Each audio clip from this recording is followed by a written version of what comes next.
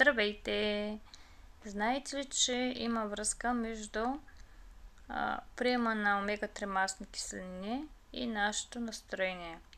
Всъщност и друг път съм говорила за ползите от приема на омега-3 масни киселини за нашия организъм, но това, което ме провокира да направя тази тема е, колкото и странно да звучи, дъждовното време днес. В момента при мен гърми, трещи, вали и знаем, че през есента и зимата деня е по-кратък, нощите са дълги и времето е мрачно, слънцето все по-рядко изгрява и това е свързано с чести депресии при хората. Чувстваме се по-напрегнати, по-негативно настроени. Не, че времето е причина за нашето настроение. Винаги човек може да намери нещо положително и нещо позитивно, за да му се възвърне усмивката.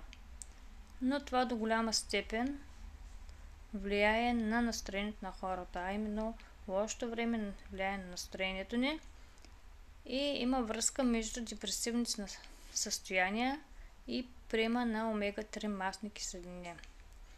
Всъщност хора, които са по-податливи на депресии, хора, които имат проблеми с психическа нестабилност, е добре да консумират продукти, които са богати на омега-3 масни киселини.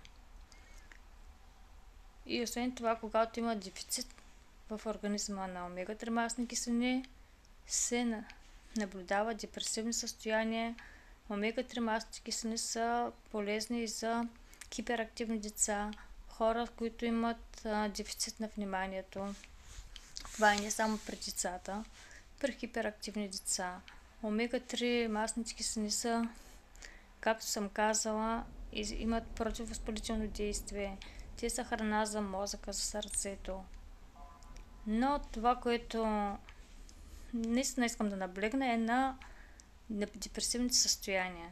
Защото мрачното време наистина доста хора се затварят в себе си и изпадат в депресии.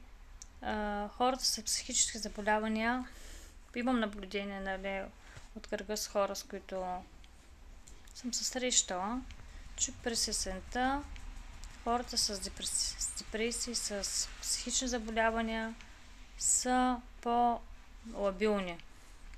За това е добре да консумираме храни богати на омега-3 масни киселини и хранителни добавки, ако не може да се осигурим нужното количество омега-3 масни киселини.